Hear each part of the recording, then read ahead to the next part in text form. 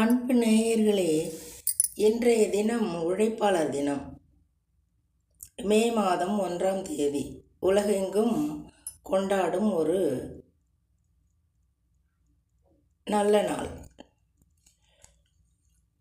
உழைப்பாளர்கள் என்றால் நாம் எல்லாமே உழைப்பாளர்கள் தான்.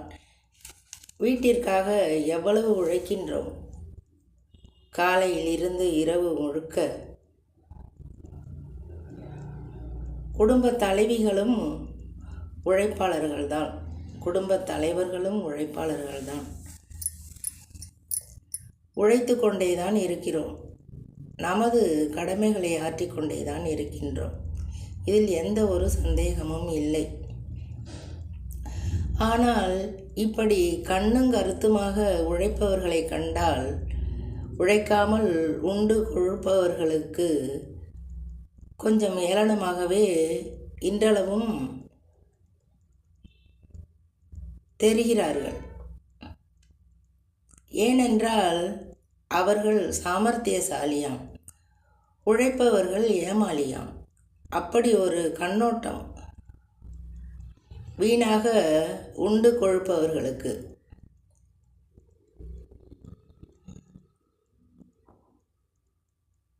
இப்படி உழைத்து உழைத்து ஓடாக தேய்ந்தாலும் நிம்மதியுடன் உழைத்து கொண்டுதான் இருக்கிறோம்.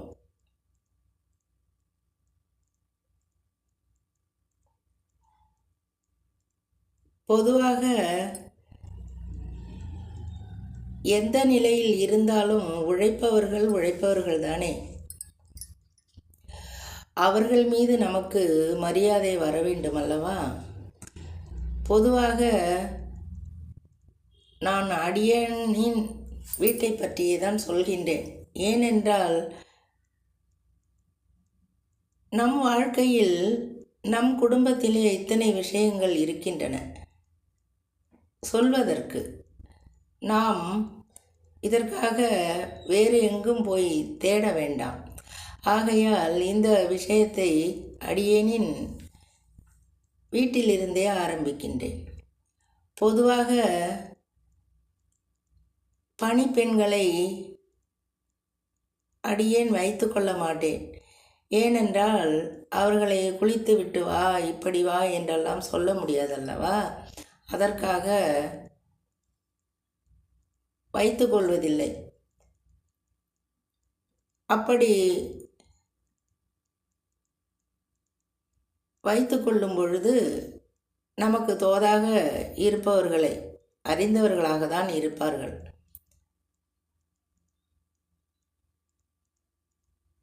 இப்படி ஒரு 4-5 பேரை வீட்டு பணிக்காக அமர்த்தி இருக்கின்றேன். ஏதோ ஒரு சூழ்நிலையில் அவர்களை நிறுத்தும்படி ஆகிவிடும். கெட்ட பெயரோடு செல்ல மாட்டார்கள். எந்நேரமும் பூஜை புனஸ்காரமாய் இருப்பதால் சில விஷயங்கள் எனக்கு ஒத்துப்போகாததால் நல்ல விதமாக சொல்லி பிறகு பார்க்கலாம் என்று அனுப்பிவிடுவேன். அப்பொழுதெல்லாம் அவர்கள் கண்ணீரும் கம்பளையுமாக தான் செல்வார்கள். எப்பொழுது அழைப்பேன் என்ற ஒரு எண்ணத்தில். ஏனென்றால் நிறைய வீடுகளில் பார்க்கின்றேன், பணிப்பெண்களுக்கென்று ஒரு விதமாக காப்பியும் சாப்பாடும் உண்டு. அதாவது அதிகமாக சுவையில்லாத பொருளாக தருவார்கள். ஏனென்றால் நான் கேள்விப்பட்டிருக்கிறேன், பார்த்தும் இருக்கின்றேன். எங்களது வீட்டில் அப்படி கிடையாது. நாங்கள் என்ன சாப்பிடுகிறோமோ அதுதான் அவர்களுக்கும்.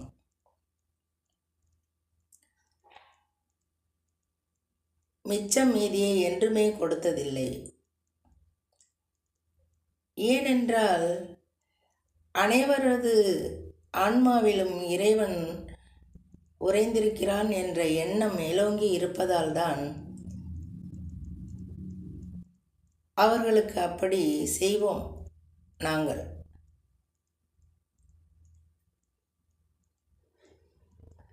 சமைத்தவுடன் முதலில் அவர்களுக்கு கொடுக்கக்கூடாது, இப்படியெல்லாம் ஒவ்வொரு வீட்டிலும் சொல்வார்கள். எங்கள் வீட்டிலோ சமைத்தவுடன் தெய்வத்திற்கு நைவேத்தியம் வைத்துவிட்டு, அதுதான் கடவுளர்கள் உண்டு விடுகிறார்கள் அல்லவா, அதன் பின்பு நான் அவர்களுக்கு கொடுப்பேன். இப்படி குடும்பத்தில் ஒருவராய் எங்கள் வீட்டில் நினைத்து கொள்வோம். அவர்களும் அத்தனை உரிமையாய், அத்தனை அக்கறையாய் நடந்து கொள்வார்கள். உழைப்புக்கு தானே முதலிடம் கொடுக்க வேண்டும். அன்பு நேயர்களே, பொதுவாக உழவர் பெருமக்கள் அவர்களை பார்த்தால் மற்றவர்களுக்கு மதிக்க தோன்றாது. ஏனென்றால் அவர்களுடைய நடை உடை பாவனை, ஏனென்றால் அவர்கள் விவசாயம் பார்ப்பவர்கள், எதை பற்றியும் அச்சம் கொள்ள மாட்டார்கள். உலகுக்கே சோறிடுபவர்கள் அல்லவா. ஆனால் அந்த காலத்தில் அதிகம் படித்திருக்க மாட்டார்கள். அவர்களை கண்டால் மற்றவர்களுக்கு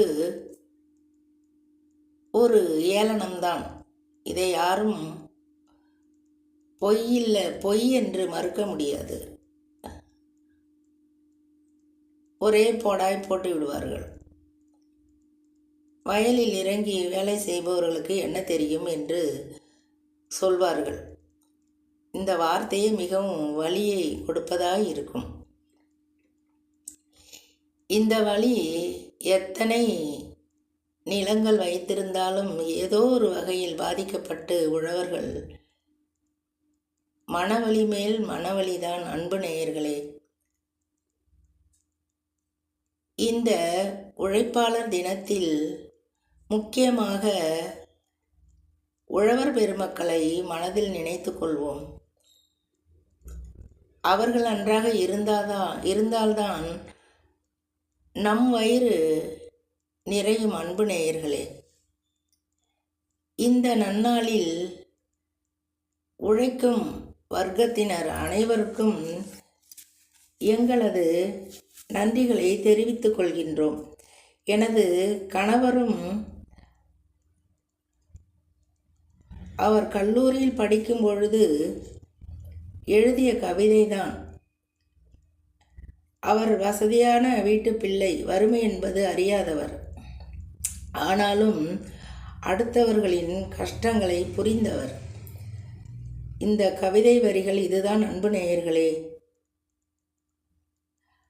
அல்லும் பகலும் நீ உழைத்திட்டாய், செல்வர் ஆலை கரும்பாய் பிழிந்திட்டார், சொல்லும் தரமன்று தோழனே, உன் சோக கதையின்று தோழனே, நாய்க்கு கறி வாங்கி போடுவார் இந்த நன்றியில்லா மாந்தர் தோழனே, வாய் சப்பி நீ இங்கு ஏங்கவோ, நான் வாடி கண்ணீர் விட்டு சாகவோ, கூடை கூடையாய் சாத்துக்குடி குன்றுபோல் குவித்து கிடக்குது அங்கே, வாடவா நீ மட்டும் பிறந்திட்டாய், இங்கே வஞ்சனை உண்டோ படைப்பினிலே என்று உழைக்கும் வர்க்கத்தை கண்டுதான் அவர் மனம் வெதும்பி அந்த காலத்தில் பாடினார்.